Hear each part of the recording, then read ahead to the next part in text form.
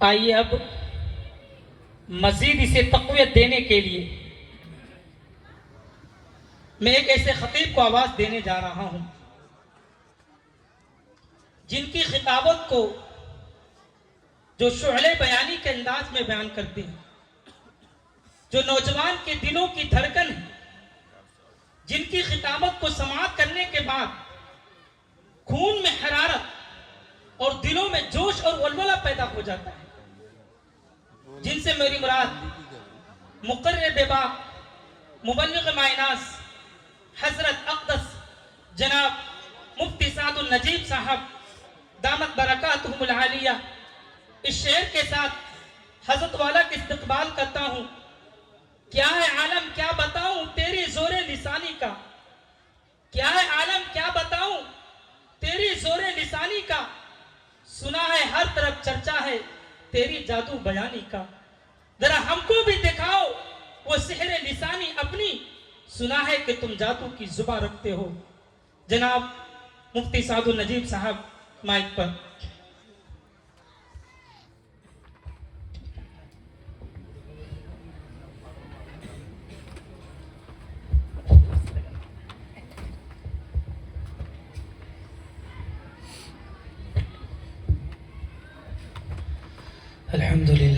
अल्हम्दुलिल्लाह नहमदुहु व नस्तईनुहु व नस्तगफिरुह व नु'मिनु बिही व नतवक्कलु अलैहि व नऊज़ु बिल्लाहि मिन शुरूरि अनफुसिना व मिन सय्यिआति अअमालिना मन यहदिहिल्लाहु फला मुदिल्ल लहु व मन युضلل फला हादिय लहु व नशहदु अन ला إله إلا الله وحده لا شريك له ونشهد أن سيدنا ونبينا وحبيبنا وشفيعنا وسندنا وإمامنا ومولانا محمدا عبده ورسوله صلى الله عليه وعلى آله وصحبه وبارك وسلم تسليما كثيرا كثيرا. أما بعد فأعوذ بالله من الشيطان الرجيم. بسم الله الرحمن الرحيم. إنما يتذكر أولو الألباب. صدق الله مولانا العظيم. وقال النبي صلى الله عليه وسلم إنما بعثت معلما أو كما قال عليه الصلاة والسلام. سبحان الله وبحمده سبحان الله العظيم وبحمده أستغفر الله. صلى الله على سيدنا محمد صلى الله عليه وسلم. اللهم صل على سيدنا محمد يا رب صل عليه وسلم. علم की दौलत है सिला सवार, जिसके आगे गंज कारो पाईमार। इल्म से इंसान पाता है तमीज, इल्म से है आदमी हर दिल अजीज। इल्म इंसान को इंसान बना देता है, इल्म बेमाया को सुल्तान बना देता है, इल्म बेमाया को। इल्म अल्लाह जिसे दे उसे तौफीक भी दे, इल्म अल्लाह जिसे दे उसे तौफीक भी दे, वरना ये वो है कि शैतान बना देता है,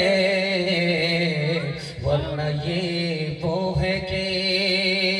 बहुत दूर तक सामईन दोनों तरफ से बैठे हुए, और मैं जब आ रहा था तो घबरा गया कि मेले में लोग ज्यादा हैं, लेकिन पिंडाल में आने के बाद इतनी खुशी हुई कि मेले में कुछ भी नहीं है, सारे तो पिंडाल में बैठे। सुनने के लिए लोग ज्यादा बैठे हैं। जलसा तो सुनने वाले से कामयाब होता है। मैं दिल से दुआ देता हूँ अल्लाह आपके जलसे को आपके नामे अमाल के लिए इस रात को इबादत बनाए और जमीन से लेकर के आसमान तक इस जलसे को कबूल फरमाए। आमीन। यहाँ से लेकर के वहां तक सुनने के लिए तैयार जोश के साथ हाथ उठाइए इंशाअल्लाह। इंशाअल्लाह। अपना बच्चा स्कूल में, दूसरे का बच्चा मदरसे में, हाथ उठा दीजिए इंशाअल्लाह। खैर, माशाअल्लाह। 3 सवाल है, पैगाम शुरू हो रहा है। स्कूल में पढ़ाइए, पहले मदरसे से पढ़ा करके मकतब की तालीम दिला करके स्कूल में डालिए। हम स्कूल से मना नहीं कर रहे, स्कूल में ले जाना है लेकिन मकतब से निकाल करके स्कूल में ले जाना है, वरना जावेद अख्तर बन जाएगा आपका बेटा। जरा ध्यान रखिएगा। 3 सवाल है, पैगाम शुरू हो रहा है। मेरा पहला सवाल, अल्लाह आपके इल्म में इजाफा फरमाए, मेरे मुताला को ताज़ा फरमाए।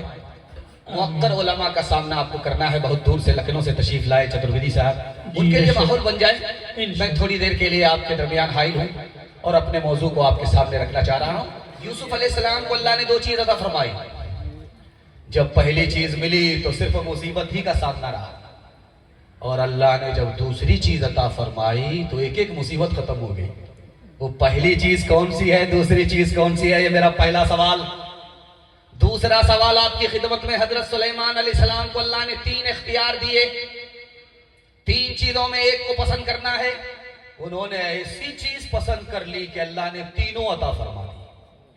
वो कौन सी चीज थी कि उनकी पसंद के बाद तीनों चीज मिल गई, किसी से महरूम नहीं हुए? ये मेरा दूसरा सवाल है। तीसरा सवाल आपकी खिदमत में है कि इंसान माल कमाता है तो किससे कमाता है, इल्म हासिल करता है तो किससे इल्म हासिल करता है, काम काज करता है तो कहां से करता है, कैसे करता है, इल्म कहां से हासिल करता है, दौलत कहां से हासिल करता है। इल्म को सामने रखिए। आखिरी सवाल है, यहां से लेकर के वहां तक सुनने के लिए तैयार जोश के साथ हाथ उठाइए इंशाअल्लाह। 3 सवाल से मैं अपने पैगाम को शुरू करने के लिए जा रहा हूं। अल्लाह ने यूसुफ अलैहिस्सलाम को 2 चीज अता फरमाई। पहली चीज हुस्न मिला, ऐसा हुस्न मिला जो देखता था देखता ही रह जाता था। बल्कि औरतों ने तो देखा तो सेब काटने के बजाय हाथी काट लिया, ऐसा हुस्न था। लेकिन जब हुस्न मिला तो मुसीबत का सामना करना पड़ा। पहली मुसीबत आई, चोरी का इल्जाम लगा हुस्न की वजह से। दूसरी मुसीबत का सामना कि कुएं में डाल दिए गए। इसी हुस्न ने बखेड़ा खड़ा किया। हसद की आग में भाई ने जल करके भाई को कुएं में डाल दिया। दूसरी मुसीबत इसी हुस्न की वजह से। तीसरी मुसीबत, मिस्र के बाजार में गुलाम बनाकर बेच दिए गए। तीसरी मुसीबत। चौथी मुसीबत, जुलेखा आपके हुस्न के दाम में गिरफ्तार हुई और आपको जेल जाना पड़ा। ये 4 मुसीबत का सामना करना पड़ा है हुस्न मिलने पर। लेकिन जैसे ही अल्लाह ने इल्म दिया, ख्वाब का इल्म दिया, अल्लाह ने जैसे ही इल्म दिया दूसरी चीज अता फरमाई। अब मुसीबत से निकलना शुरू हो गए। जेल से बाहर आए तो इल्म का सदका, और मिस्र की कुर्सी पर बैठे 90 साल तक हुकूमत किया तो इल्म का सदका। इल्म आया तो हुकूमत मिली, मुसीबत चली गई। मिला तो मुसीबत ही का सामना करना पड़ा। सुलेमान अलैहिस्सलाम को अल्लाह ने 3 इख्तियार दिया। हुकूमत लेना चाहते हो, हुकूमत मिलेगी। दौलत लेना चाहते हो, दौलत मिलेगी। इल्म लेना चाहते हो, इल्म मिलेगा। मगर 3 में किसी एक को चुनना पड़ेगा। हुकूमत को चुनोगे, हुकूमत देंगे। दौलत को चुनोगे, दौलत मिलेगी। इल्म को चुनोगे, इल्म मिलेगा। सुलेमान अलैहिस्सलाम ने टाइम मांगा कि मेरे परवरदिगार मुझे सोचने का टाइम दीजिए। अल्लाह की तरफ से टाइम मिला। सर झुका करके सोचने लगे। सर उठा करके कहा कि मालिक मुझको हुकूमत नहीं चाहिए, दौलत नहीं चाहिए, इल्म अता फरमाइए। अल्लाह की तरफ से जवाब आया, सुलेमान तुम तो बड़े अक्लमंद निकले। हुकूमत में, दौलत में और इल्म में जो सबसे असल चीज थी उसी को तुमने चुन लिया। हुकूमत बगैर इल्म के नहीं है, दौलत बगैर इल्म के नहीं है। जब तुमने इल्म हासिल कर लिया तो मेरी तरफ से हुकूमत भी ले लो, दौलत भी ले लो। सुभान अल्लाह। जैसे मैं बैठा हूं वैसे आप बैठे, आप कैसे बैठे हैं वैसे मैं बैठा हूं। आदमी काम काज करता है, उसके लिए अल्लाह ताला ने हाथ दिए, पांव दिए, इसको नीचे रखा। हाथ पांव काम काज के लिए इसको अल्लाह ने नीचे दिया, नीचे रखा। और दिल से दौलत कमाई जाती है, इसको बीच में रखा, न ऊपर रखा न नीचे रखा, बीच में रखा। दिल से दौलत हासिल होती है, उसको बीच में रखा। हाथ पांव से काम काज लोग करते हैं, उसको नीचे रखा। और इल्म हासिल होता है, दिमाग से इसको सबसे ऊपर रखा। अगर आपके बच्चों के हाथ में इल्म होगा, अल्लाह जमीन की पस्ती से उठाएगा, आसमान की बुलंदी तक पहुंचा देगा। सुभान अल्लाह। दो बड़े मियाँ दो चचा बैठ करके बीड़ी पी रहे थे, हुक्के का बहाना, दिल का धुआं निकल रहा था। मकतब से बच्चा जा रहा था, पूछा चचा सिर्फ बीड़ी ही पीते हो या दीनदारी भी रखते हैं? कहा कि दीनदारी भी रखते हैं, हम लोग 50-50 हैं, कन्या के भी मामू है, दुल्हा के भी मामू। जो सवाल करना है करो, हम बता देंगे। तो कहा कि चचा आपसे कोई भारी सवाल नहीं करेंगे, हल्का सवाल करते हैं, गुस्ल में कितने फर्ज हैं? तो कहा 10। तो बगल वाले ने कोहनी मारी, अरे क्यों बच्चे के सामने छोटा बन रहे हो? तो उन्होंने कहा 15। फिर कोहनी मारी, अरे बच्चे के सामने क्यों छोटा हो रहे हो, रुसवा हो रहे हो, 3 बता दो, 3 बता दो। तो ये बड़े मियाँ कहते हैं कि वो तेरा बाप 10 तो मान नहीं रहा, 15 मान नहीं रहा, 3 कहां से मांगे? होता है मेहरबान बोलो, बोलो है मेहरबान बोलो। ए अहले वतन जाने वतन बन के दिखा दो, इस खाक के जर्रे को भी इंसान बना दो। इंसान वो है इल्म की हो जिसमें तजल्ली, हैवान को कभी इल्म मिला हो तो बता दो। कांटों को जिहालत के अलग काट के फेंको, तुम इल्म से फूलों से नया बाग खिला दो। है मुल्क में तफरीक जिहालत के सबब से, तुम इल्म की कुव्वत से ये झगड़ा ही मिटा दो। बे इल्म का जीना भी है एक किस्म का मरना, जैसे तने बेरू, जैसे तने बेरू, जला तो के दबा तो खुदा है मेहरबान बोलो, बोलो है मेहरबान बोलो। कबूलियत की घड़ी आसमान पर खुदा आ चुका है। मैं आपके बच्चों के वास्ते दुआ करता हूँ, अल्लाह आपके बच्चों को इल्म और हुनर से माला माल फरमाए। हाथ उठाइए, वादा कीजिए हर काम वक्त पर होगा, निकाह बाद में करेंगे। हाथ उठा दीजिए इंशाल्लाह। माशाल्लाह, जोर का झटका थोड़ा धीरे से लगा है। जब शादी नहीं करेंगे, बीवी का मुंह नहीं देखेंगे, तो बच्चा कहां से आपको हासिल होगा? ध्यान से सुनिएगा, आपके दिमाग को टटोल करके दूसरा पैगाम आपकी खिदमत पर रखता हूँ और दुआ करता हूँ, अल्लाह इस जलसे से सामईन क्यों दीन दुनिया दोनों की भलाई से माला माल फरमाए। आमीन। एक जवान आया जलसा सुनने के लिए, एक तरफ दाढ़ी है, एक तरफ नहीं, एक तरफ पूरा फुटबॉल का मैदान, और रात में बच्चा डर जाता है कि अब्बा है कि अम्मा। एक तरफ दाढ़ी, एक तरफ गोल। शेखुल हिंद महमूद हसन देवबंदी रहमतुल्लाह, दुआ कीजिए अल्लाह उनकी कब्र को नूर से भर दे। आमीन। उन्होंने कहा, ये जवान, तूने चेहरे को फुटबॉल का मैदान बना लिया। चेहरा है नबी की सुन्नत सजाने के लिए, तूने एक तरफ दाढ़ी रखी, दूसरी तरफ दाढ़ी नहीं है, वो भी दाढ़ी छोटी है, एक मुश्त नहीं है। तो खफा हो करके कहता है, हजरत चाहे दाढ़ी छोटी हो चाहे बड़ी हो, दाढ़ी तो है, आखिर तो दाढ़ी है। तो हजरत को समझ में आया इस जवान को जोश है, होश नहीं है। ये कलकत्ता से नहीं, रांची से आया, हाफ नहीं पूरा पैदल। तो हजरत ने फरमाया कि ये बताओ कि जिसके पास 1 करोड़ रुपया हो उसको क्या कहते? कहा मालदार। कहा जिसके पास 1 लाख रुपया हो, कहा उसको भी मालदार। कहा कि जिसके पास 1 रुपया हो, कहा उसको कौन मालदार कहेगा? कहा कि दाढ़ी जब बड़ी होगी तब न दाढ़ी है, ये खूटी खाटी, इसको दाढ़ी क्या कहते? इसको तो फुटबॉल का मैदान कहते। जॉर्ज बर्नार्ड शॉ अमेरिका का अफसाना निगार है, क्या लिखता है? अल्लाह आपके इल्म में इजाफा फरमाए, मुताला को ताजा फरमाए। मुसलमान को आईना दिखाया किसने? ईसाई ने। जॉर्ज बर्नार्ड अमेरिका का अफसाना निगार है। उसने 2 जुमले में मुसलमानों का हाल दिखाया कि इस्लाम सबसे अच्छा मजहब है, मुसलमान सबसे ज्यादा बुरे हैं। मुसलमान से ज्यादा कोई बुरी कौम दुनिया में है ही नहीं। हैरत हुई लोगों को, कहा कि ये क्या बात बोल रहे हो, एक तरफ से जख्म लगा रहे हो, दूसरी तरफ से मरहम कर रहे हो। एक तरफ तो कहते हो इस्लाम बड़ा अच्छा मजहब है, दूसरी तरफ कहते हो कि मुसलमान बड़े बुरे हैं। उसने कितनी प्यारी बात कही, आपके दिल तक पहुंचा रहा हूं, आंख से पट्टी हटा रहा हूं। मुसलमान कहां पहुंच गया, कितनी पस्ती में चला गया। उसने कहा कि देखो इस्लाम सबसे अच्छा मजहब है, लेकिन मुसलमान बुरा इसलिए है क्या आसमानी किताब अल्लाह का कलाम सिर्फ मुसलमान के पास है। तौरेत असली हालत में नहीं है, असली जबान में नहीं है। ज़बूर असली हालत में नहीं है, असली जबान में नहीं है। असली हालत में, असली जबान में अल्लाह का कलाम अगर किसी के पास है तो मुसलमान के पास है। लेकिन सबसे ज्यादा कुरान से दूर, कुरान पर अमल नहीं तो मुसलमान का है। इस्लाम सबसे अच्छा मजहब है, मुसलमान सबसे ज्यादा बुरा है। हिंदुस्तान के एक बहुत बड़े डॉक्टर थे जिन्होंने कानून को लिखा, दस्तूर को लिखा। उनका नाम है डॉक्टर अंबेडकर।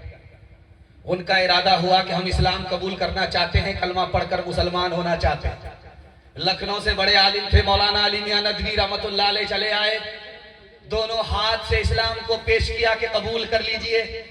तो डॉक्टर साहब कहते हैं कि मौलाना मैंने इरादा बदल लिया, मैं आपका एहतराम करता हूं, आपके धर्म का एहतराम करता हूं, इस्लाम का एहतराम करता हूं, आपका एहतराम करता हूं।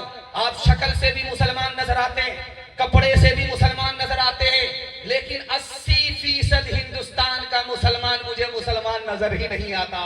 इसलिए मैं आपका एहतराम जरूर करता हूं, लेकिन कलमा पढ़कर मुसलमान नहीं हो सकता। बादशाह वजीर से बोला कि मालदा जाओ, सबसे अच्छी सब्जी खरीद करके लाओ। तो वजीर गया, बैगन लेकर के आया। बादशाह ने पूछा कि अच्छी सब्जी का? हाँ हुजूर, इसलिए तो अल्लाह ताला ने इसके सर पर ताज रखा है। वो जो घुंडी होती है, उसी को डंडी होती है, उसी को ताज कहा। लेकिन बैगन है एक दिन खाने की चीज है, महीना भर हफ्ता भर खाएंगे तो आपका बहुत बुरा हाल है। जब एक हफ्ता वो बराबर खाता रहा, उसको हो गई खुजली। खुजलाते खुजलाते रात में नींद नहीं आ रही है। अब वजीर को बोला, रे नालायक, तुमने कहा था कितनी अच्छी सब्जी है, इसका अंजाम देखो कि रात भर खुजलाते खुजलाते नींद नहीं आती। कहा हुजूर आप बिल्कुल सही बोलते हैं, बड़ी खराब सब्जी। इसलिए तो अल्लाह ताला ने उसके सर पर कील ठोक दिया। वो जो गुंडी है, डंडी है, उसी को कहा कील ठोक दिया। तो बादशाह ने हैरत से पूछा कि इससे पहले तुम तारीफ कर रहे थे, तो कहा सर का ताज है, अब तुम उसकी बुराई करते हो, कहते हो सर पर कील है। कहा हुजूर हम बैगन के ताबे नहीं, हम तो आपके ताबे। आपको जो तरकारी अच्छी लगेगी, हमको अच्छी लगी, हम उसकी तारीफ करेंगे, और अगर आपको कोई तरकारी अच्छी नहीं लगती तो हम उसकी बुराई करेंगे। अपने आमाल बद थे, जिल्लत मिली, हमको दुनिया से कोई शिकायत नहीं। तेरी रहमत के साथ में सब जीते हैं, कौन है जिस पे तेरी इनायत नहीं। मेरे अल्लाह ईमान सलामत रहे, मेरे दिल में कोई और हसरत नहीं। आदमी कैसे अख्तर वो कहलाएगा, आदमी कैसे अख्तर वो कहलाएगा। आदमी में अगर आदमियत नहीं, आदमी कैसे अख्तर वो कहलाएगा। हाथ उठाइए, वादा कीजिए सीधे बुढ़ापे में दाढ़ी रखेंगे। हाथ उठा दीजिए इंशाल्लाह। मैं मुसाफा करने के लिए तैयार हूं चाचा। आपको मैं कुछ नहीं कहूंगा, आपको ऊपर से ही लाइसेंस मिला है, लेकिन मैं भी आपकी जगह होता अचानक सवाल में ही फंस जाता। इतनी जल्दी सवाल पूछा जाता है दिमाग को टटोल करके, लेकिन आपने जिस ब्रेक मार करके साबित किया कि आप लोग पिंडाल ही में हैं, ससुराल में नहीं है। अल्लाह से दुआ करता हूँ अल्लाह हमारे सुनाने को, आपके सुनने को बेहद कबूल फरमाए। नबी की सुन्नत को ढूंढ ढूंढ करके जिंदा करने की अल्लाह हम सबको सादत और तौफीक नसीब फरमाए। तीसरा पैगाम कुरान के हवाले से यहाँ से लेकर के वहां तक सुनने के लिए तैयार जो जोश के साथ हाथ उठाइए इंशाअल्लाह। इंशाअल्लाह। कुरान में एक सूरत है, उसका नाम है वत्तीन। कुरान में एक सूरत है 30वें पारे में, उसका नाम है वत्तीन। तीन कहते हैं इंजीर को, मार्केट में मिलता है इंजीर। वो डोरी में फांस करके जैसे कबाब रखते हैं उसी तरह उसको रखा जाता है, वो आप खाते हैं इंजीर। वो तीन उसी को कहते हैं। एक आदमी दस्तरखान पर रख करके तीन खा रहा था, इंजीर खा रहा था। उसका दोस्त आ गया, सोचा कि वो आएगा कि कबाब में हड्डी। उसने फौरन दस्तरखान से तीन को उठाया, तकिया के नीचे रख दिया। अब जो उसका दोस्त आया तो उससे कहता है, अरे कुरान कुछ पढ़ना जानते हो? क्या कहा जानते हैं? क्या कुछ सुनाओ? तो कहा वज़ैतून वतूर सीनीन वहाज़ल बलद लबीन। वज़ैतून वतूर सीनीन वहाज़ल बलद लबीन। अरे तीन कहाँ गया? कहा तीन तकिया के नीचे। हजरत उमर रजी अल्लाह ताला अन्हु मदीने में, रूम के बादशाह को सर में दर्द हुआ। एक डॉक्टर को दिखाया, इलाज नहीं हुआ, दवा से कोई फायदा नहीं। उस डॉक्टर को दिखाया, इस डॉक्टर को दिखाया, उस डॉक्टर को दिखाया, दुनिया के डॉक्टर को दिखाता चला गया, लेकिन सर का दर्द जब खत्म नहीं हुआ दवा से, उसने हजरत उमर का सहारा लिया, मदीने में खत लिखा कि हुजूर मेरे सर से दर्द खत्म नहीं हो रहा है, किसी डॉक्टर के पास दवाई के जरिए मेरे सर का इलाज नहीं है, दुआ के जरिए कोई तरकीब बताइए, मेरे सर का दर्द छुड़ा दीजिए। हजरत उमर ने मदीने से एक टोपी भेजी, ये टोपी दे रहा हूं, ये टोपी जैसे तुम्हारी खिदमत में पहुंचे इसको सर पर रख लेना, सर पर रखोगे दर्द छूट जाएगा, सर से उतारोगे दर्द फिर शुरू हो जाएगा, सर पर रखोगे दर्द खत्म हो जाएगा, सर से हटाओगे दर्द शुरू हो जाएगा। उसने आजमाने के लिए जैसे ही सर पर टोपी रखी दर्द खत्म हो गया, और जैसे ही आजमाने के लिए सर से टोपी हटाई दर्द उखड़ गया। अब उसने देखा कि बंगाल का कौन सा जादू इस टोपी के अंदर है। ढूंढना शुरू किया, टटोलना शुरू किया, ऊपर से देखा, नीचे से देखा, धागे को निकालता गया कि इस टोपी में आखिर कौन सा जादू है जो डॉक्टर दवाई के जरिए मेरे दर्द को छोड़ा नहीं सका। इस टोपी ने आकर के सर पर मुसल्लत होते ही दर्द को खत्म कर दिया। ढूंढता गया, उसके धागे को उखाड़ता गया तो एक पर्ची निकली। उस पर्ची को हाथ में लेकर के जब वो उसे खोलता है, देखता है तो उसमें क्या लिखा था, बिस्मिल्लाहिर्रहमानिर्रहीम। सुभान बिस्मिल्लाहिर्रहमानिर्रहीम सिर्फ है, बिस्मिल्लाह है।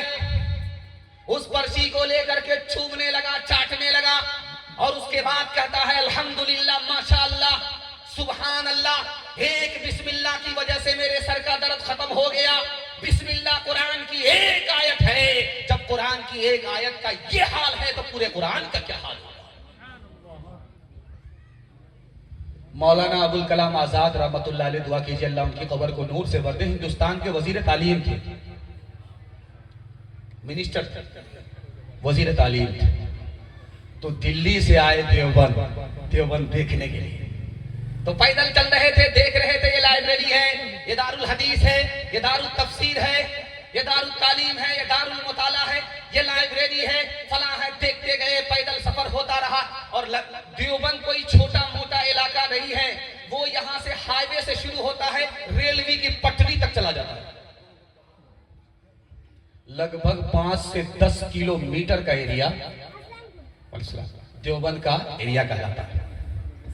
जब देखते गए, टहलते गए, थक गए, पांव टूटने लगा, तो कहने लगे भाई बस करो, आप नहीं देख सकता, मेरे पांव में दर्द हो गया, मेरा पांव टूट रहा है, इलाज करो।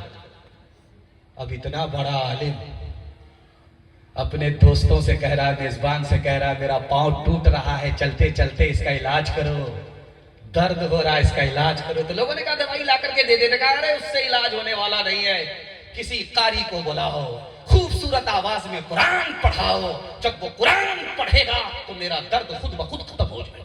माशाअल्लाह, सुभान अल्लाह। एक आदमी बहुत बड़ा पेटू था, उसका पेट था कि इंडिया गेट था, खाते खाते उसका पेट भरता ही नहीं था, ना भरता था। और वो एक बार बोलने लगा कि मैं कुरान का हाफिज हूं मगर भूल गया। लोगों ने कहा, अरे तू कैसा हाफिज है, पूरा कुरान याद करके भूल गया, कुछ याद है? का कुछ भी याद नहीं, 2 हर्फ याद है। अब लोगों को हैरत हुई, पूरा कुरान भूल गया, इतना बड़ा पेटू, इसको याद है तो क्या याद है? कहा क्या याद है? कहा आतीना गदाना, हमारा नाश्ता हमारे पास ला। लोगों ने कहा पूरा कुरान तो खा गया, दस्तरखान को बाकी रखा है। जब हम कलाम पाक से वाबिस्ता हो गए, वाबिस्ता हो गए, सब मरहले हयात के आसान हो गए, आसान हो गए। हाथों से अपने दामने कुरान छोड़ के, कुरान छोड़ के, जिस समत हम गए हैं परेशान हो गए, परेशान हो गए।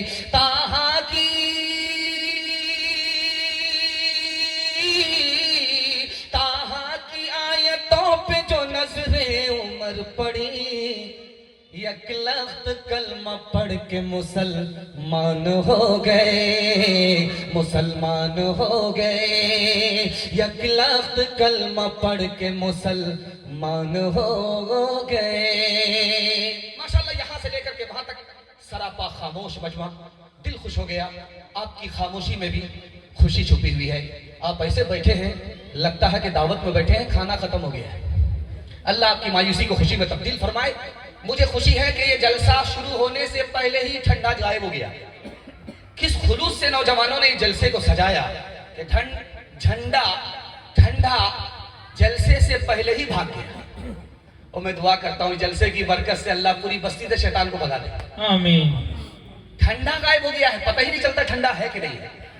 जनवरी के महीने में जलसा हो रहा है और जलसा से बाहर ठंडा महसूस हो ही नहीं रहा। ईमान की गर्मी को अल्लाह सलामत रखे, इस बस्ती को ईमान से अल्लाह माला माल फरमाए, ईमान की हिफाजत फरमाए। आमीन सुम्मा आमीन। आप लोग इतना सट करके बैठे हुए हैं, मुझे खुशी है कि आपको ठंडा कुछ भी नहीं लगेगा, लेकिन डर इस बात का है कि इतना सटे हुए हैं, किसी का जेब भूल से किसी का हाथ किसी की जेब में गया, बटुआ साफ हो जाएगा।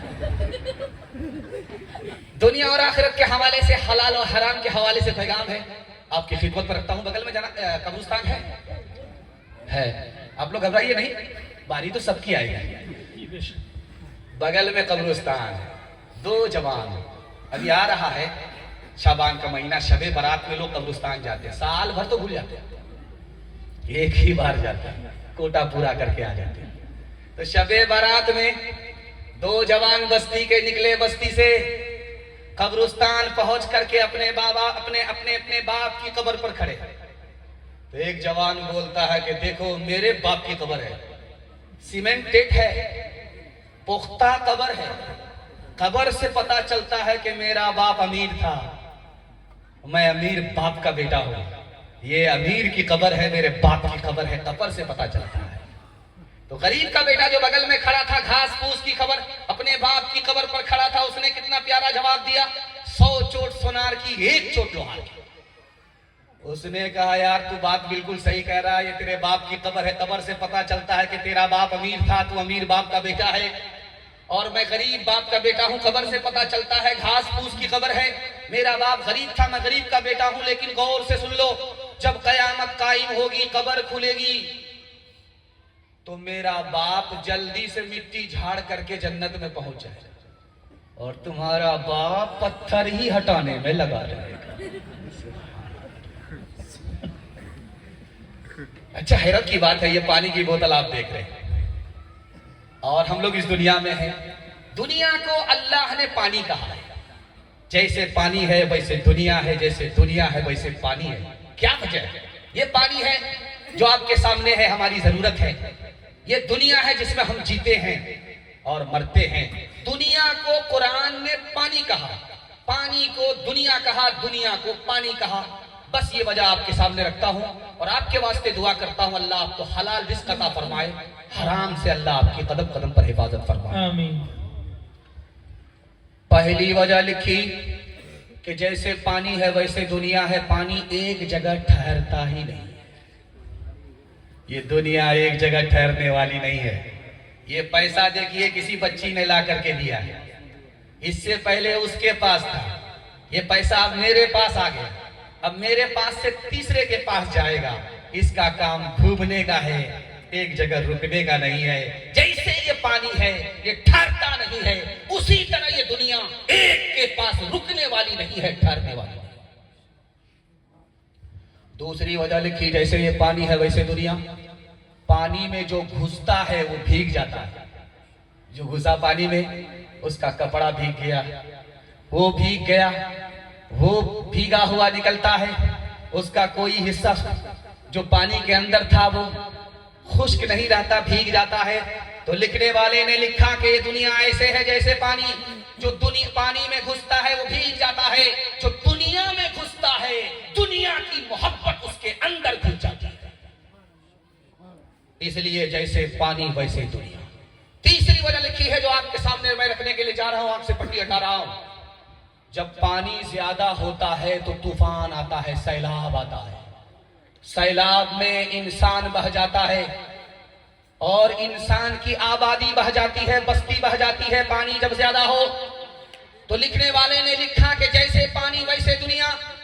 जब आदमी के पास हराम ज्यादा होता है तो जैसे पानी से तबाह होती है दुनिया और जहान, उसी तरह हराम से ईमान तबाह हो जाता है।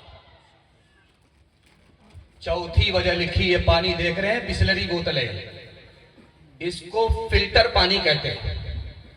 फिल्टर पानी इसको क्यों कहते हैं कि इसका रंग देखिए बहुत अच्छा है, इसका मजा देखिए बड़ा शानदार है, इसकी खुशबू देखिए बड़ी अच्छी है, खुशबू है। पानी के अंदर 3 क्वालिटी है।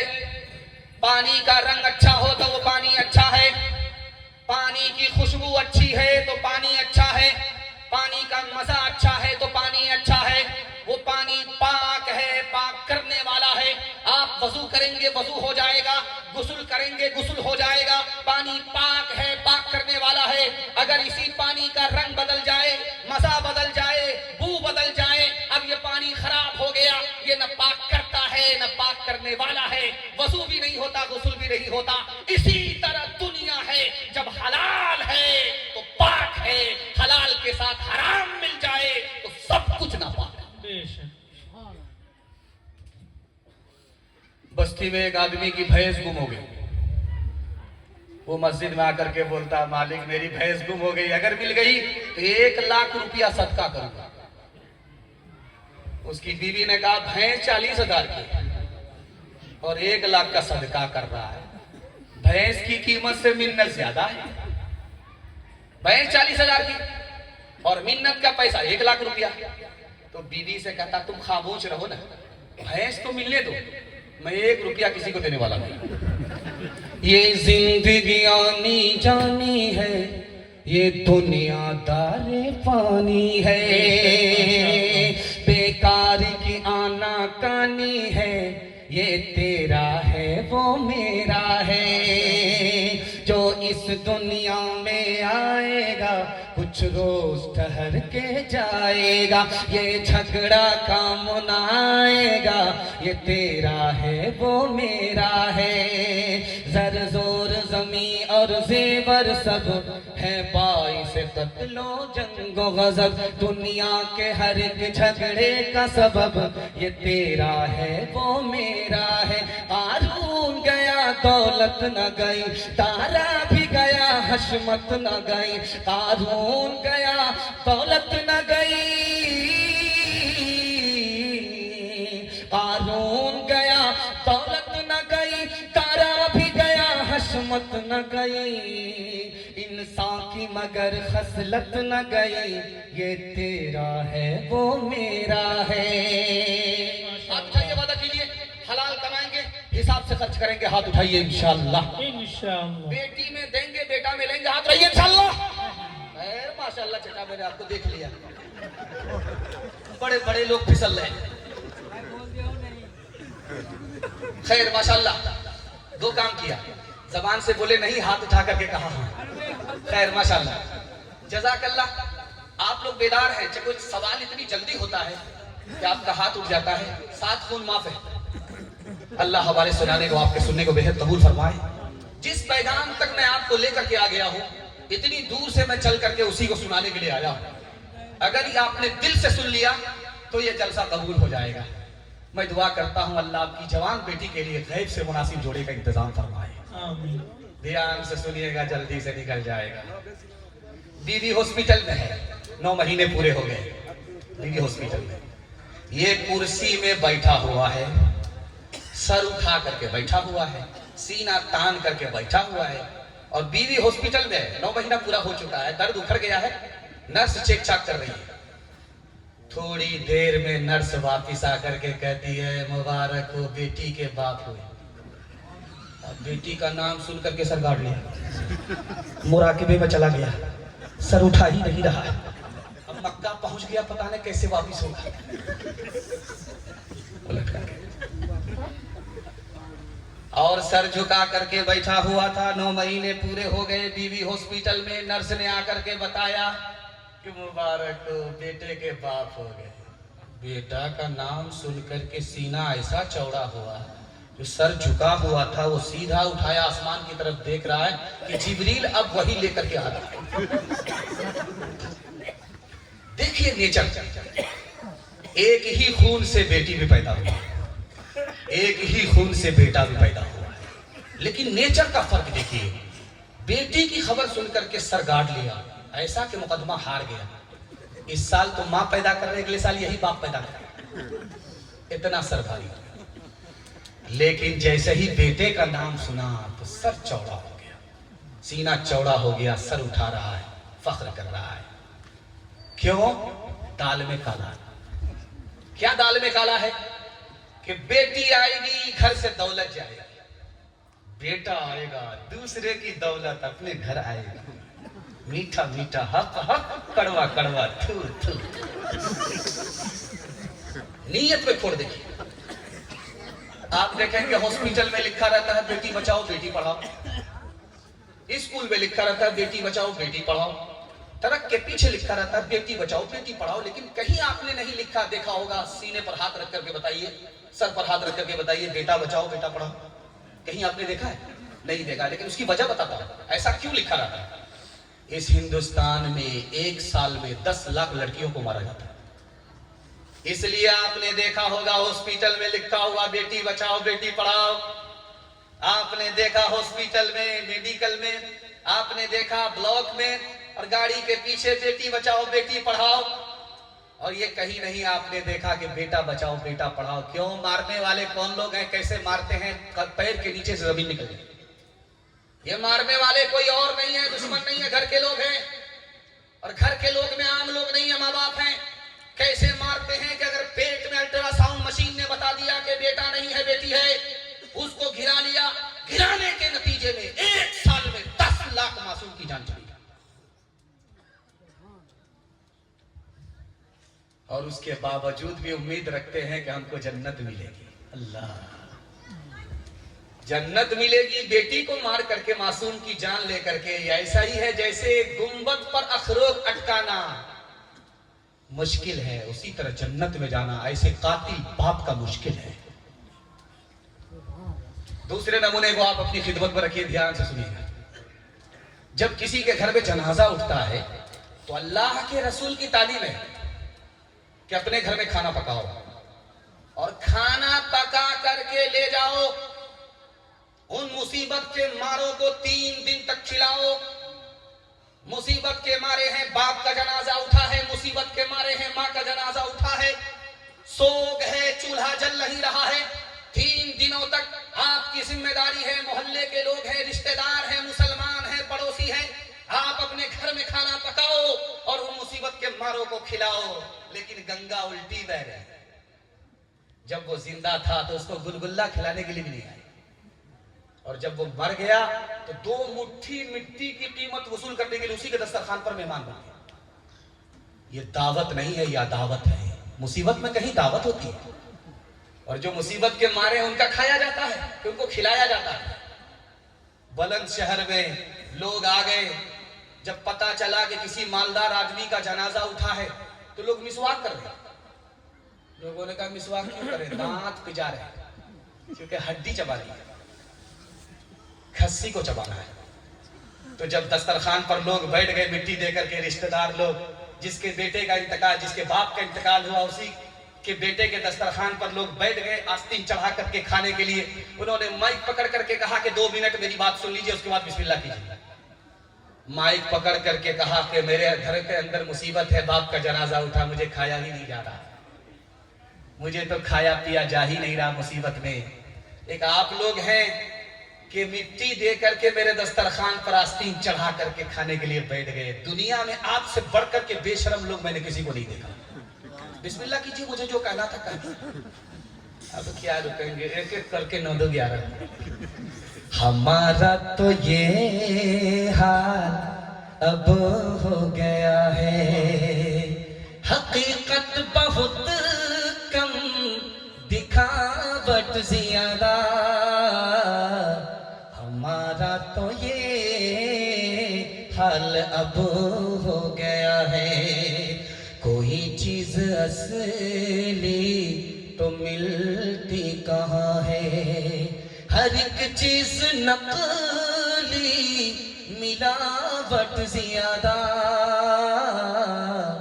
कोई चीज असली तो मिलती कहाँ है, तेरी पारसाई की शीशा करी है, दुका को या फीकी सजावट ज्यादा, दुका को या फीकी सजावट ज्यादा।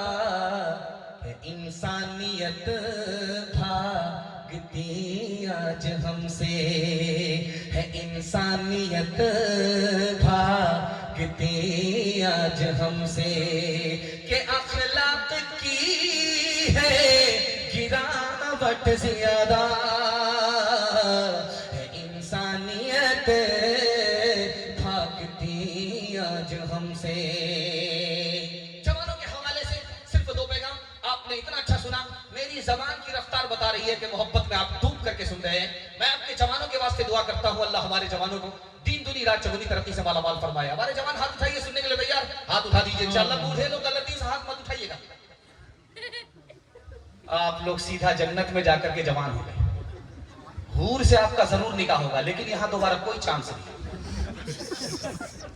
बड़ा खूबसूरत पैगाम आपकी खिदमत में रखता हूँ, ध्यान से सुनिएगा, जल्दी से निकल जाएगा। इतने सारे मजमे में मैं देख रहा हूं कि बूढ़ों की तादाद कम है और जवानों की तादाद ज्यादा है। बच्चे उसके बाद हैं, औरतें उसके बाद हैं। मैं जवानों के वास्ते पैगाम देने के लिए जा रहा हूं। जवान को जब तरक्की होती है तो सिर्फ एक जवान को तरक्की नहीं होती है, उसके घर को भी तरक्की होती है, खानदान को भी तरक्की होती है, मुल्क भी तरक्की करता है। सुभान अल्लाह। जवान की तरक्की पर मुल्क तरक्की करता है। जवानों को पैगाम देने के लिए जा रहा हूं, ध्यान से सुनिएगा।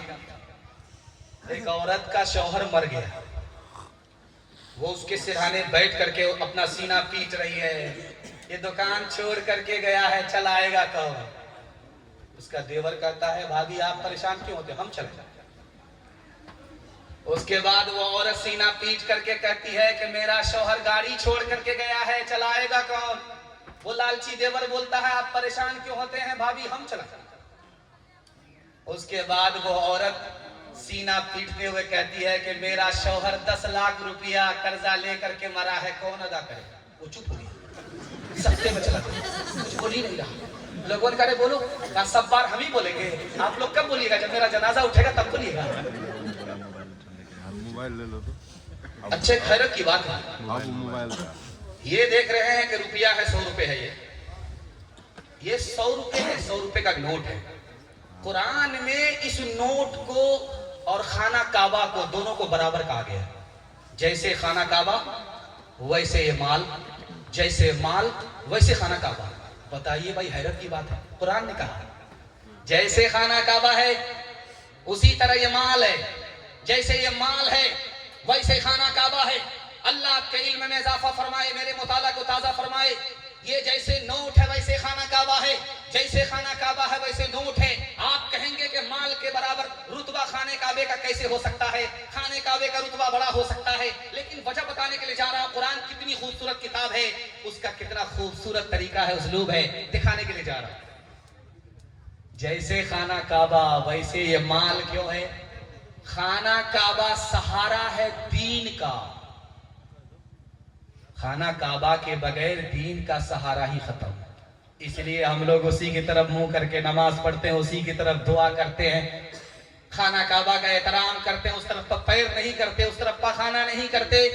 खाना काबा दीन का सहारा है और माल दुनिया का सहारा है। माल के बगैर दुनिया का सहारा खत्म, खाना काबा के बगैर दीन का सहारा खत्म। अब सुनिए हैरत की बात, एक जमाना आएगा सब काम माल से होगा, माल के बगैर कोई काम नहीं होगा। अब उसकी ताजा मिसाल, जिंदा मिसाल मैं आपके सामने रखने के लिए जा रहा हूं। ये जलसा भी बगैर पैसे के नहीं हुआ, एक एक रुपया चंदा करना पड़ा है तब ये जलसा है, ये माइक है, ये लाइट है, ये माइक है, ये पिंडाल है और ये खूबसूरत स्टेज है, सब कुछ है, ये पैसे के बलबोते हैं। जबकि दीन का काम है, दीन का काम भी बगैर पैसे के नहीं होता। दुनिया का काम तो कोई बगैर पैसे के हो ही नहीं रहा है। वो जमाना लोग सुनते थे, हम देख रहे थे। लिखने वाले ने लिखा, जब वो जमाना आएगा तो जिसके पास पैसा होगा उसी का ईमान बचेगा और जिसके पास पैसा नहीं होगा उसका ईमान खतरे में चला जाएगा। उस जमाने के लिए कि जिसमें हर काम पैसे के साथ होगा, पैसे के बगैर नहीं होगा। हदीस में कहा गया कि जिसके पास पैसा होगा उसी का ईमान बचेगा, उसके बगैर ईमान नहीं बचेगा। हैरत की बात जवानों के लिए यह है, जवानों से कहा गया उस जमाने में मेहनत से पैसा कमाओ, हिम्मत से आगे बढ़ो, हिम्मत मत हारो, मेहनत से जी मत चुराओ। अगर तुम मेहनत नहीं करोगे, हिम्मत नहीं करोगे, माल नहीं कमाओगे तो तुम्हारे घर की औरत आवारा हो जाएगी। इसलिए मैं अपने जवानों से हाथ जोड़ करके कहता हूं, हलाल कमाना है ऐसे जैसे चूंटी कमाती है। हाथ उठाइए, वादा कीजिए, मेहनत करेंगे, हिम्मत से कमाएंगे इंशाअल्लाह। आखिरी नमूना आपकी खिदमत पर रखता हूं। 4 जवान एक साथ 1 जनवरी का जश्न मनाने के लिए निकले। दाल लिया, चावल लिया, मुर्गा लिया, सब कुछ लेकर के गए बाहर। बस्ती से बाहर निकले के बाहर पकाएंगे, बाहर खाएंगे। तो 4 जवान बैठ गए। तो एक जवान से कहा कि जाओ लकड़ी काट करके लाओ, तो कहता पाँव में दर्द है। उससे कहा रे मसाला पीसो, तो कहता हाथ में दर्द है। कहा सालन को जरा चख करके दिखाओ, का सर्दी। जब खाना तैयार हो गया, दस्तरखान पर लग गया, तो कहा अरे खा लो। तो कहता है कि बार बार इनकार ठीक नहीं। आप कह रहे हो खाना खाना। कभी ना जवान मुस्लिम तदब्बुर भी किया तूने, वो क्या कर दूं था जिसका तो एक टूटा हुआ तारा।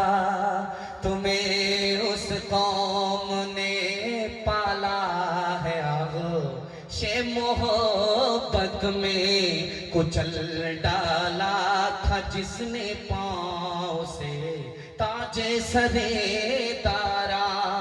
सबक पढ़ फिर सदाकत का, अदालत का, शुजात का। सबक पढ़ फिर सदाकत का, अदालत का, शुजात का।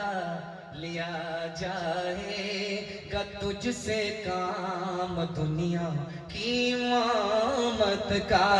लिया जाएगा तुझसे काम दुनिया की इमामत का। जवानों के हवाले से पैगाम निकल गया। इत्तिहाद और इत्तिफाक के हवाले से आपकी खिदमत में पैगाम है। यहां से लेकर के वहां तक सुनने के लिए तैयार हैं? जोश के साथ हाथ उठाइए इंशाअल्लाह। जवानी में दारू पकड़ा है, बुढ़ापे में छोड़ देंगे। हाथ उठा दीजिए इंशाअल्लाह। दुआ। चलिए, अल्लाह का शुक्र है, कोई तो हमारे साथ जाने के लिए तैयार है, या तो ऊपर या तो रांची। ध्यान से सुनिएगा, तेजी के साथ निकल जाएगा। एक जवान इतना बड़ा पियक्कड़ था कि रोज मार खाता था लेकिन दारू नहीं छोड़ता था। एक बार बादशाह के पास आकर के बोला, हुजूर ये दारू की आदत छूटी नहीं रही है और पकड़ा जाता हूं और 80-80 कोड़े पीठ पर। आप कोई ऐसा रास्ता निकालिए कि मैं पीता रहूं और मुझको मार भी ना पड़े। तो बादशाह बोला कि अच्छा रास्ता निकालते हैं।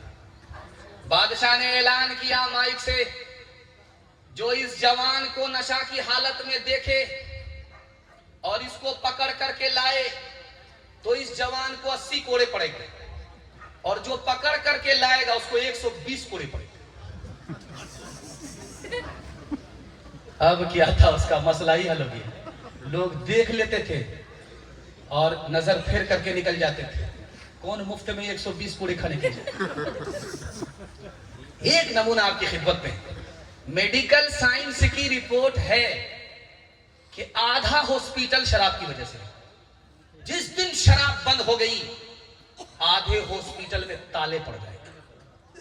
मेडिकल साइंस की रिपोर्ट है कि आधा जेल खाना शराब की वजह से। जिस दिन शराब बंद हो गई जेल खाने में ताले पड़ गए। आपके घर में अंडा होगा कच्चा अंडा हाथ में लीजिए, तजर्बा कीजिए। बंगाल में वैसे ही दारू पर लाइसेंस है, आप इससे धोखा मत खाइएगा। ये सरकार है, सरकारों की सरकार नहीं, सरकारों की जो सरकार आसमान में बैठी है, दारू के एक एक कतरे को हराम कर दिया है। अगर लाइसेंस के धोखे से आपने हलाल समझ लिया तो ईमान सीने से निकल जाएगा। इस्लाम में आखिरी दिन होगा, ईमान का जनाजा निकल जाएगा। इसलिए मुसलमान हैं, इस पर ईमान रहना चाहिए कि दारू का एक एक कतरा हमारे लिए हराम है।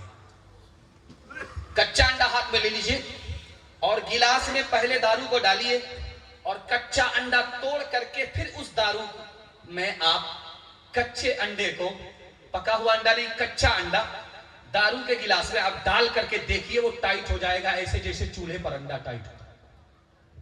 हैरत की बात है भाई, चूल्हे में तो आग है इसलिए अंडा टाइट हो गया, अंडा उबल गया, अंडा को उबाल लिया गया, चूल्हे में आग है, आग की गर्मी से अंडा पक गया।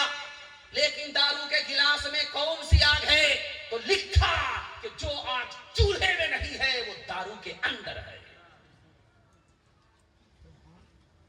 एक चीज आप देख रहे हैं कि ये मसनूई फूल है, देख रहे हैं, मसनूई फूल है। ये ओरिजिनल फूल आप इसी तरह लगा दीजिए अपने घर में, इसी तरह लगाइए।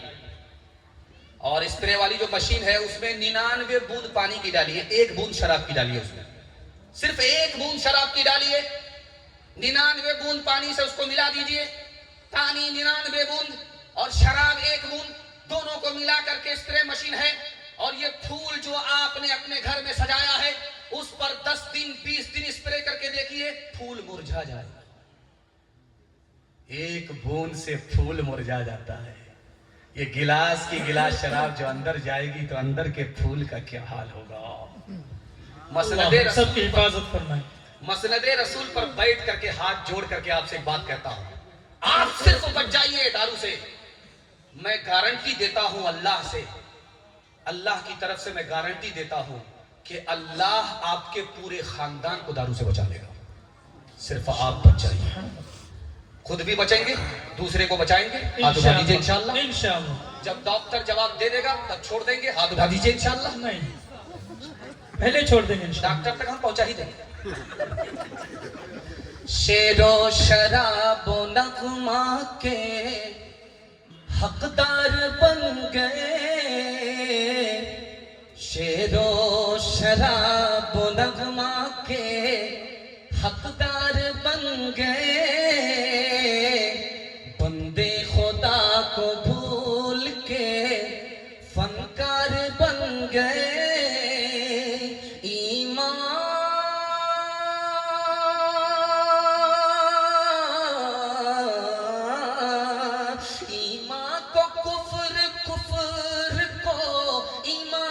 समझ लिया, 2 घोट पी के और 2 घोट पी के और सियाकार बन गए। 2 घोट पी के और सियाकार बन गए। पैगाम खत्म हो गया। आखिरी पैगाम मर्दों के हवाले से बचा हुआ है। इतनी रफ्तार के साथ आपका जलसा निकल गया, मोहब्बत में डूब खूब करके आपने इतना खूबसूरत जलसा बनाया। मैं दुआ करता हूँ अल्लाह आपको खूबसूरत बनाए, जवानों को, पूरे खानदान को शराब की नहूसत से अल्लाह कदम कदम पर मामून व महफूज फरमाए। आखिरी पैगाम इत्तेहाद और इत्तिफाक के हवाले से यहाँ से लेकर के वहां तक सुनने के लिए तैयार हैं? जोश के साथ हाथ उठाइए इंशाअल्लाह। कुछ लोग इतने घबरा गए हैं कि हाथ उठा नहीं रहे, वो सोच रहे हाथ उठाएंगे ही नहीं फंसेंगे।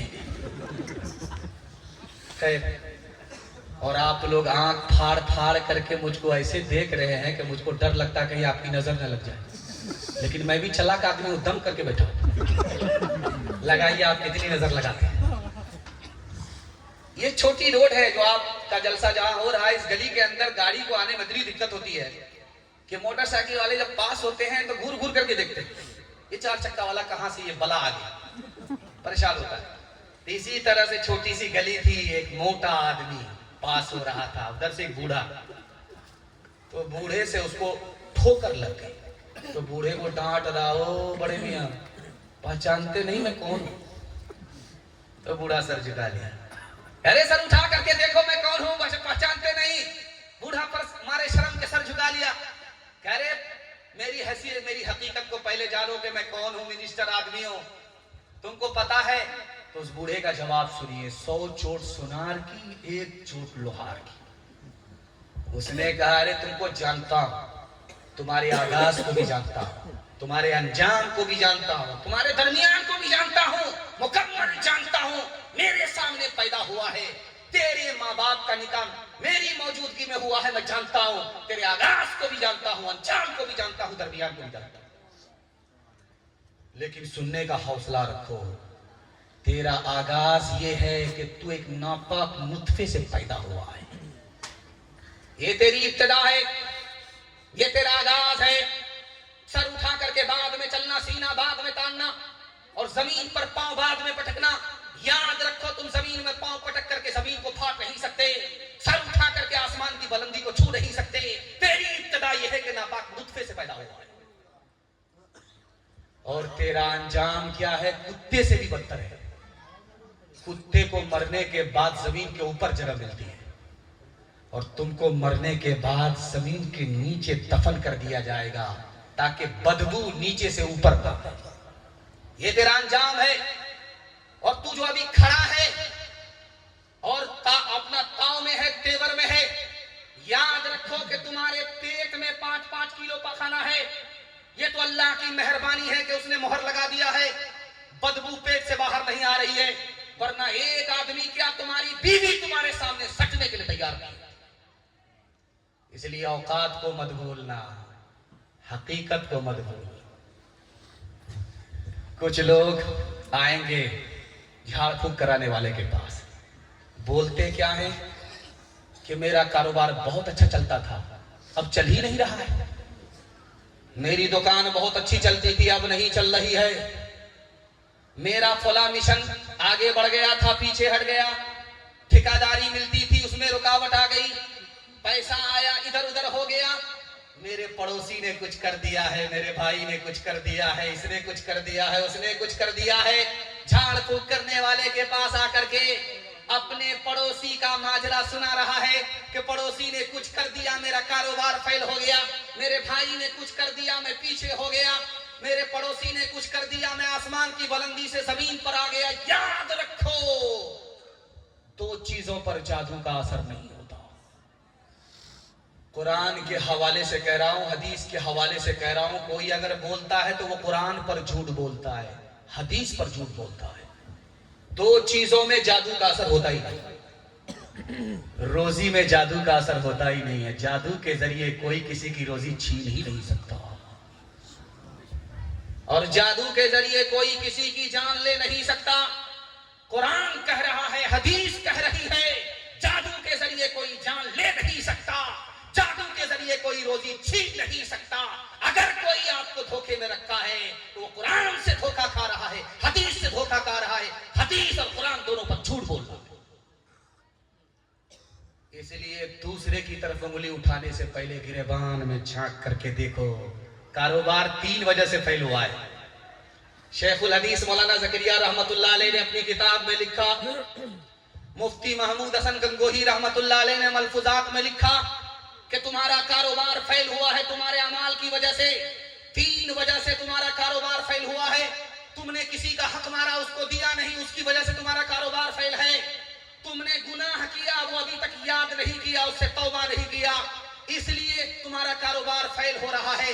तुम अपने किरदार को बदल नहीं रहे हो, उस पर कायम हो। 3 वजह से तुम्हारा कारोबार, गलत आदमी के साथ तुम उठते बैठते हो, तुम तो सही हो, जिस आदमी के साथ बैठते हो वो गलत आदमी है। 3 वजह से तुम्हारा कारोबार फेल हो रहा है। इसलिए अपने गिरेबान में मुंह डाल करके देखो। पालन हक्कानी बहुत बड़े आलिम थे, उन्होंने किताब लिखी तकारीर हक्कानी। उसमें बड़ी प्यारी मिसाल उन्होंने दी, इस पर पैसा खत्म कर रहा हूं, हाथ जोड़ करके करता हूं। जिस दिन आपके अंदर दूसरों की इज्जत आ जाए, जिस दिन आपके सीने में दूसरे की मोहब्बत आ जाए, आपसे बड़ा मुकद्दर का कोई सिकंदर हो नहीं सकता। 7 आदमी सफर कर रहे हैं, बारिश हो रही है, बिजली गिर रही है, तो 7 आदमियों ने कहा कि इसमें 7 में पूरी जमात में कोई एक गुनहगार है जिस पर बिजली गिरना चाहती है। उस आदमी की वजह से 7 आदमी 6 आदमी तबाह हो जाएंगे। ऐसा करो, उस आदमी को जमात से निकालो। तो निशाना दिया गया कि वो दरख्त है, हर आदमी छू करके आएगा, जो गुनहगार होगा उस पर बिजली गिरेगी, जल्ले तू जलाल तू इस वाला कुत्ता। मजमा से एक आदमी निकला, वो छू करके वहां खड़ा हो गया, उसको यकीन हो गया कि मैं गुनहगार नहीं हूं, मैं बहुत नेक आदमी। दूसरा आदमी जमात से निकला, वो चला गया, उसने भी उस दरख्त को छू लिया, उसको भी यकीन हो गया कि मैं गुनहगार नहीं हूं। तीसरे आदमी की बारी आई, ये भी निकला, उस दरख्त को छू करके ये भी मुतमईन है कि मैं गुनहगार नहीं हूं, नेक हूं। अब चौथे की बारी आई, 5वें की बारी आई, वो भी छू करके खड़ा है, पूरी जमात वहां बन गई। इधर सिर्फ 2 आदमी बचे। अब वो 7वां आदमी हाथ जोड़ करके छठे आदमी से कह रहा, भाई साहब तुम बड़े नेक हो, अपने साथ रखो, मैं तुम्हारे सदके में बच जाऊंगा, वरना मैं बड़ा गुनहगार हूं, जैसे तुम मुझसे दूर हो जाओगे मेरे ऊपर बिजली गिर जाएगी। उसने झिड़क करके कहा कि तुम जहन्नम में जाओ, कहीं जाओ, कोई लेना देना नहीं है। ये जैसे ही वहां 5 आदमी के साथ शामिल हुआ, उन 6 पर बिजली गिर गई। पता चला कि नेक यही था, इनके सदके में वो बचे हुए थे, वो नाफरमान थे, अपने को नेक समझ रहे थे। अल्लाह ने बला उन पर डाली। जब ये नेक जमात से जुदा हुआ तो अल्लाह ने सबको ऊपर भेज दिया। हाथ उठाइए, वादा कीजिए, दूसरे से अपने को छोटा समझेंगे, दूसरे को अपने से बेहतर समझेंगे, दूसरे की मदद करेंगे, दूसरे को माफ करेंगे। हाथ उठा दीजिए इंशाअल्लाह। दामाद बेटी का झगड़ा, दामाद सीधा जी, हाथ उठा दीजिए इंशाअल्लाह। खैर माशाअल्लाह। मैना जो मैना कहे, दूध भात नित खाए, बकरी जो मैं करे, बकरी जो मैं करे, उल्टी खा ले खिंचाए, उल्टी खा ले खिंचाए। लकड़ी जल कोयला भई, कोयला जल भयो रात, लकड़ी जल कोयला भई, कोयला जल भयो रात। मैं पापिन ऐसी जली, मैं पापिन ऐसी जली, कोयला भई न रात, कोयला भई न रात। बुरा जो देखन में चला, बुरा न मिलिया कोई, जो दिल खोजा अपना, जो दिल खोजा अपना, खुद से बुरा न कोई, खुद से बुरा न कोई। मुसलमानों संभल जाओ, मुसीबत आने वाली है। मुसलमानों संभल जाओ, मुसीबत आने वाली है। तेरी बर्बादियों के मशवरे है आसमानों में, न समझोगे तो मिट जाओगे हिंदुस्तां वालों, न समझोगे तो मिट जाओगे हिंदुस्तां वालों।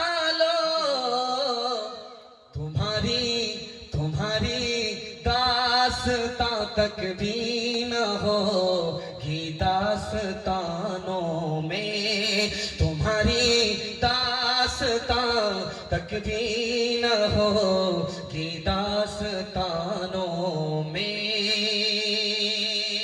बड़ा सन्नाटा, इतना बड़ा मजमा, इतना बड़ा सन्नाटा। जब सन्नाटे में सुकून में जलसा सुना जाता है तो वो जलसा बज़ाहिर कामयाब होता है। मैं जलसे के लिए दुआ करता हूँ, अल्लाह सबके हक में इस जलसे को कबूल फरमाए और पूरी जिंदगी के लिए अल्लाह इस जलसे की बरकत से हमारे हाल को खुशहाल फरमाए, मुस्तकबिल को रोशन फरमाए।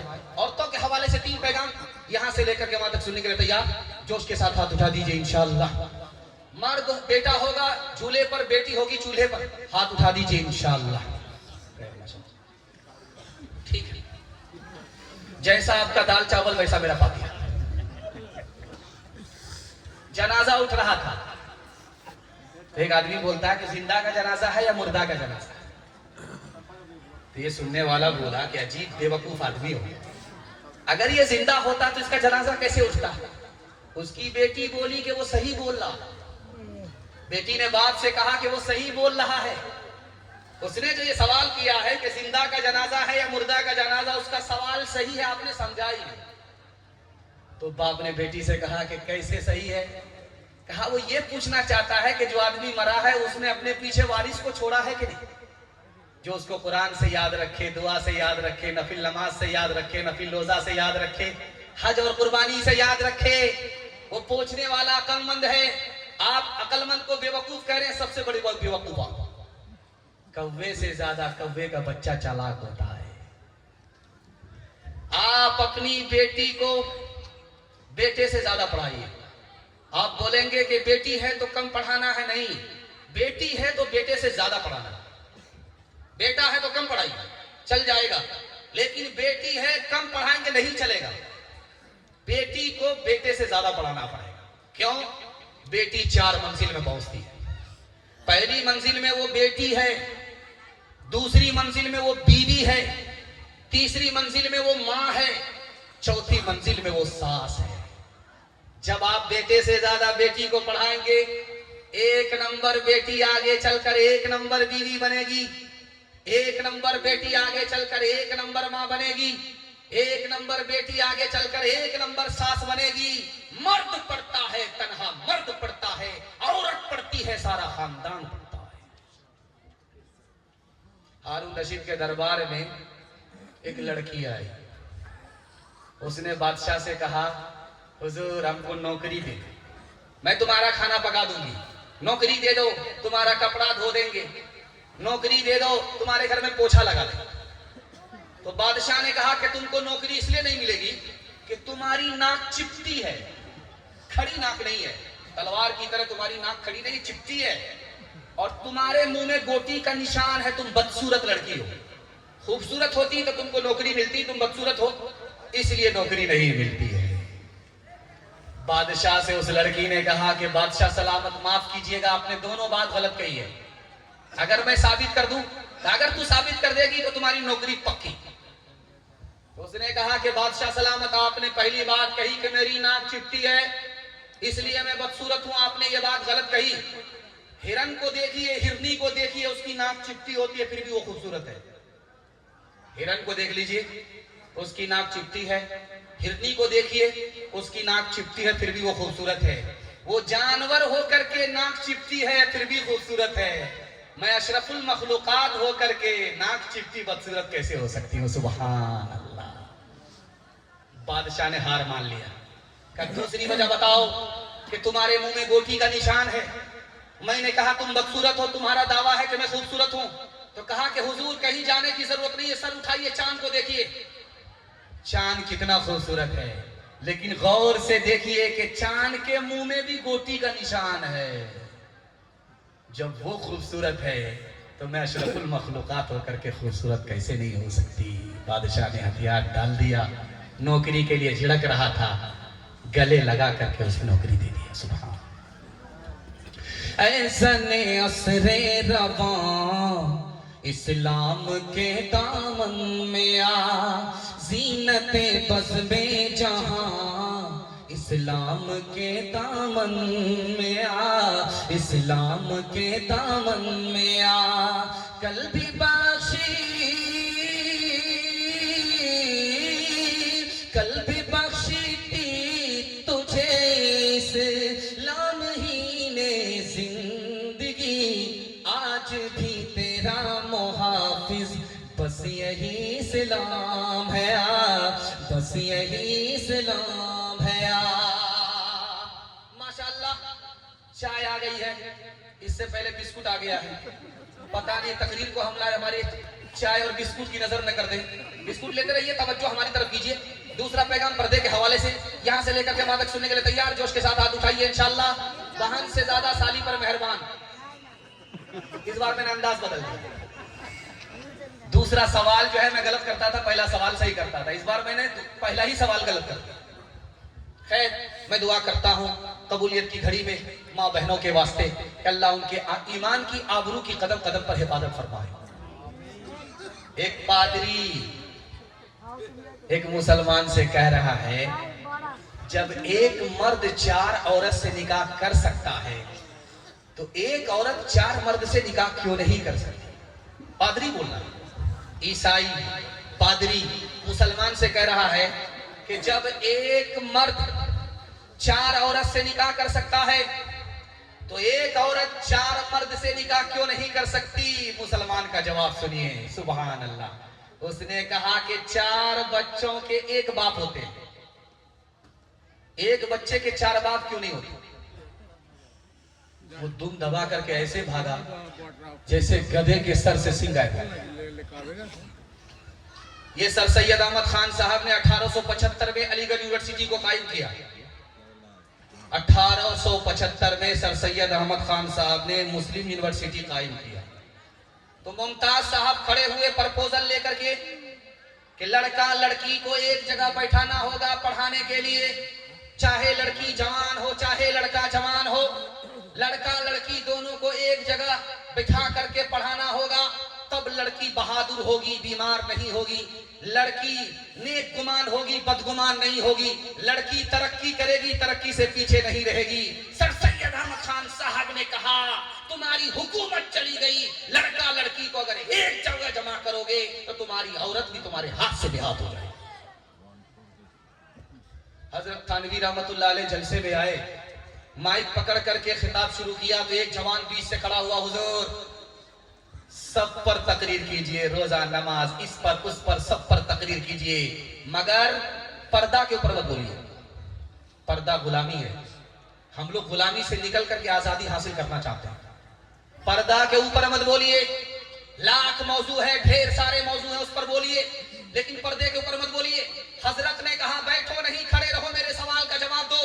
ये 100 का नोट है, कहाँ रखते हो? तो कहा ऊपर की जेब में। कहा ये 200 का नोट है, कहाँ रखते हो? कहा तो अंदर की जेब में।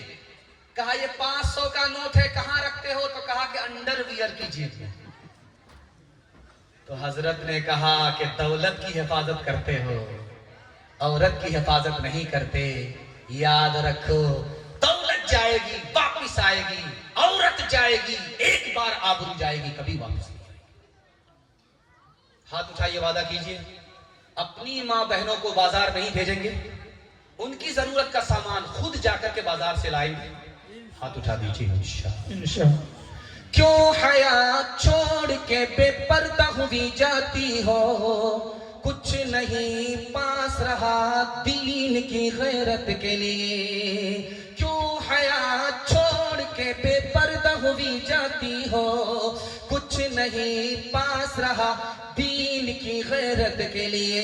रूबरू हश्र में माबूद के जब जाओगी, लेके क्या जाओगी, लेके क्या जाओगी तुम अपनी बारात के लिए। देखो इस्मत का दुपट्टा न सरकने पाए, हर नजर खाक में बैठी है शरारत के लिए।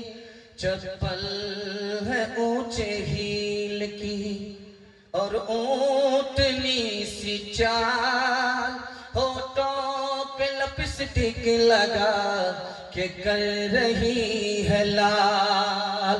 चप्पल है ऊंचे हील की और ऊंटनी सी चाल, होठों पे लिपस्टिक लगा के कर रही है लाल। शौहर के सामने कोई जीनत नहीं रही, भी फातिमा सी अब कोई औरत नहीं रही। होटल में बैठ बैठ के खाती है नाश्ता, आंचल गिरा के सर से ये चलती है रास्ता। होटल में बैठ बैठ के खाती है नाश्ता, आंचल गिरा के सर से ये चलती है रास्ता। पर्दे की इनको कोई जरूरत नहीं रही, भी फातिमा सी अब कोई औरत नहीं रही। मोहतर मेहमान आपके जलसे के मेहमान खुसूसी तशरीफ फरमा है, हजरत आ चुके हैं, इनके लिए माहौल बन गया। बस आखिरी नमूने पर मैं पहुंच गया कि आप जब यहाँ से वापस जाएं तो जन्नत का टिकट आपको दुनिया ही में मिल जाए। मैं चाहता हूँ कि जन्नत का टिकट आपके हाथ में दे दूं। माँ बाप आपके जिंदा है तो आप उनकी खिदमत करके जन्नत का टिकट दुनिया ही में हासिल कर सकते हैं। यहाँ से लेकर के वहां तक सुनने के लिए तैयार? जोश के साथ हाथ उठाइए इंशाअल्लाह। जब बीवी मर जाएगी तब माँ बाप की तबीयत से खिदमत करेंगे, हाथ उठा दीजिए इंशाअल्लाह। खैर बगल में बैठी हुई है, जब घर पहुंचेंगे ना तो डराम में रातों रात पैक कर दिया और सीधा कयामत में उठी। माँ बैठी हुई है कुर्सी पर, बेटा बैठा हुआ है कुर्सी पर, तकरार हो रही है, माँ बेटे की तकरार है। तो माँ खिसिया करके कहती है, बेटा अगर तू मेरी नाफरमानी से बाज नहीं आया, मैंने 32 धारे दूध पिलाया है, माफ नहीं करूंगा। तो बेटा सीना तान करके कहता, मुझे क्या फर्क पड़ता है, तू माफ करे या ना करे, मुझे क्या फर्क पड़ता है, तूने मुझे डब्बे का दूध पिलाया है, अपना दूध नहीं पिलाया। एक राज आप सुनिए, नेचर क्या है। जो आदमी बीमार था वो डॉक्टर का एहसान मानता है, जब वो ठीक हो जाता है डॉक्टर से तो डॉक्टर का एहसान भूल जाता है। जो तालिबे इल्म पढ़ता है स्कूल में मदरसे में, वो अपने उस्ताद का एहसान मानता है, जब स्कूल से फारिग हो जाता है डिग्री लेकर के निकलता है तो एहसान भूल जाता है। ठीक यही हाल है हमारे जवानों का। जब तक कुंवारा है माँ बाप को माँ बाप समझता है, माँ बाप के एहसान को एहसान मानता है। जैसे ही उसका निकाह हुआ, खुद बच्चे का बाप हुआ, खुद बीवी वाला हुआ, बच्चे वाला हुआ, तो सबसे पहली फुर्सत में माँ बाप का एहसान ही भूल जाता है।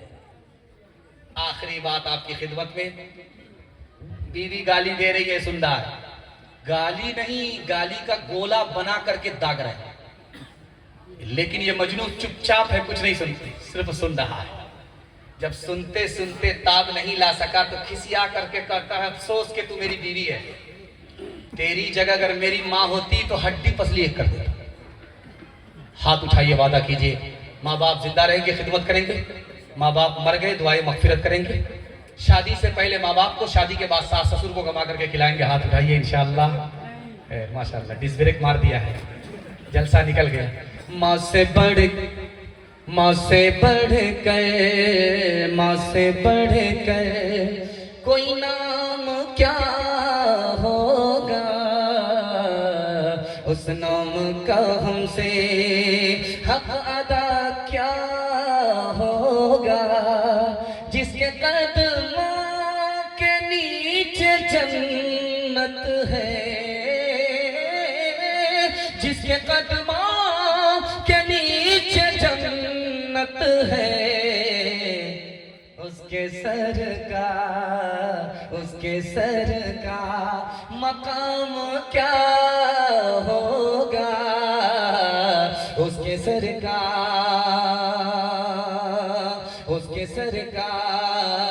वो थे महरूम, मगर तुझको पढ़ाया भी है,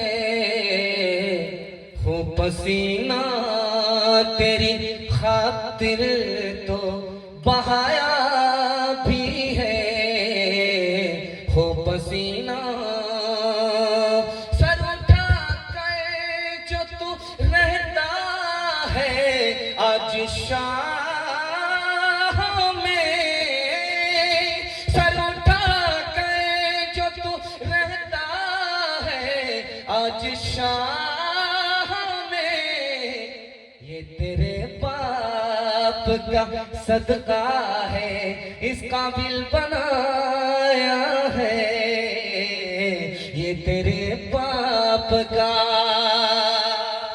मेरे हिस्से का पैगाम निकल गया। मेहमान तशरीफ लाए हैं, मेहमान की आबरू का आप सामान है। मैं दुआ करता हूँ आपको अल्लाह मेजबानी का भरपूर हक अदा करने का मौका अता फरमाए। 3 वादे पर खड़े हो जाइए, जिंदगी भर के लिए जलसा कामयाब होगा। हाथ उठाइए, वादा कीजिए अल्लाह की इबादत करेंगे इंशाअल्लाह, रसूलुल्लाह की इताअत करेंगे इंशाअल्लाह, मखलूक की खिदमत करेंगे इंशाअल्लाह, आज अजान सुनेंगे, कल नमाज पढ़ेंगे इंशाअल्लाह। न किताबों से नवाजों से नजर से पैदा, दीन होता है बुजुर्गों की नजर से पैदा। नहीं सीखा इन्होंने दीन रख शेख के घर में, भले कॉलेज के चक्कर में, मरे साहब के दफ्तर में थे, केक के चक्कर में तो रोटी भी गई, बड़ी शेख की ताक में थे तो छोटी भी गई, न मानी बात वाइस की, थे पतलून के चक्कर में तो लंगोटी भी गई। वाखिर दावाना अल्हम्दुलिल्लाह। माशाअल्लाह, सुभान अल्लाह, अल्लाहुम्मा ज़िद।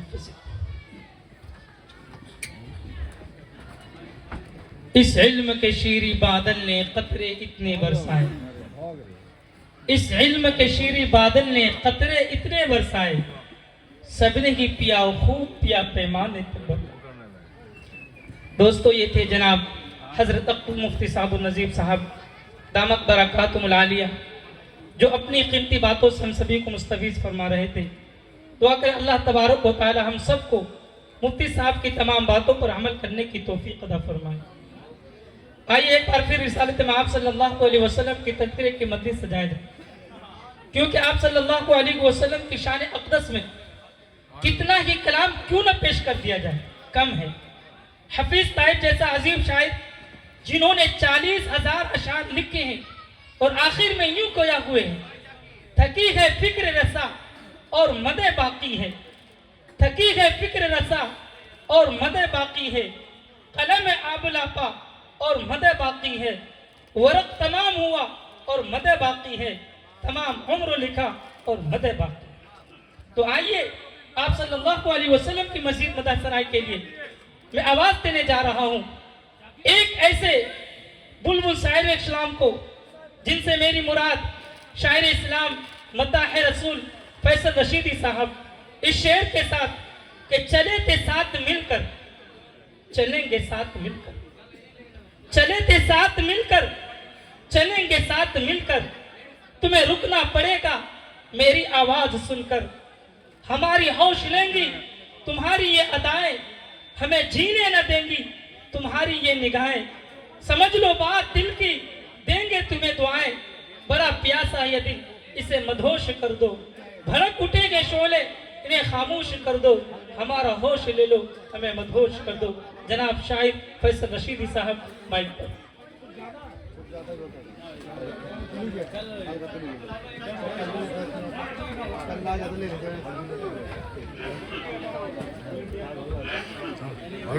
लो इधर।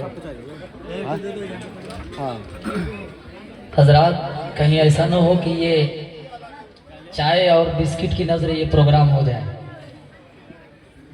दिलो दिमाग इधर होना चाहिए।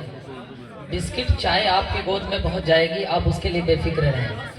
2 रुपए के चाय के लिए कहीं करोड़ों कीमती बातें अगर आपसे छूट जाए तो ये अच्छी बात नहीं है। ये रात फिर बार बार आपको नहीं मिलेगी।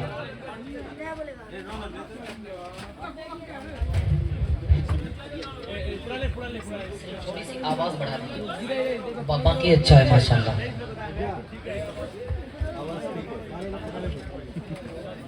दरूद पाक पढ़ें, अल्लाहुम्मा सल्ली अला मुहम्मदिन नबीय्यिल उम्मी व अला आलिहि वसल्लम तस्लीमा सल्लल्लाहु तआला अलैहि वसल्लम। एक मर्तबा कह दीजिए सुभान अल्लाह। सुभान अल्लाह। मुल्क हिंदुस्तान का वो अजीम खतीब जिन्हें दुनिया हजरत मौलाना कफील अशरफ साहब अजहरी लखनवी दामत बरकातुहुमुल आलिया के नाम से जानती है। एक बात मैं आपको बता दूं, आप आज के दौर में सोशल मीडिया का ये दौर है, किसी को जानना हो किसी शख्सियत के बारे में तो आप सिर्फ यूट्यूब पर उनका नाम लिखें, आपको पता चल जाएगा कि कितनी बड़ी अजीम हस्ती है। लेकिन अगर आप इधर उधर में अगर लापरवाही में अगर आप चूक कर गए तो फिर आपको कल पछतावा होगा। ये कुर्सियां जो आगे खाली हैं, पीछे वाले हजरात आगे आ जाएं। ये बीच बीच में जो कुर्सियां खाली दिख रही हैं इसको भर लीजिए। आप पीछे जाकर के बैठे हैं, पीछे वाले हजरात आगे आ जाएं भाई। अगर आप लोग समझते हैं तो आगे आ जाइए। मतलब हाजिर करता हूँ, बतौर खास सुने, मुलाहिजा करें कि कौन है ऐसा किस्मत का मारा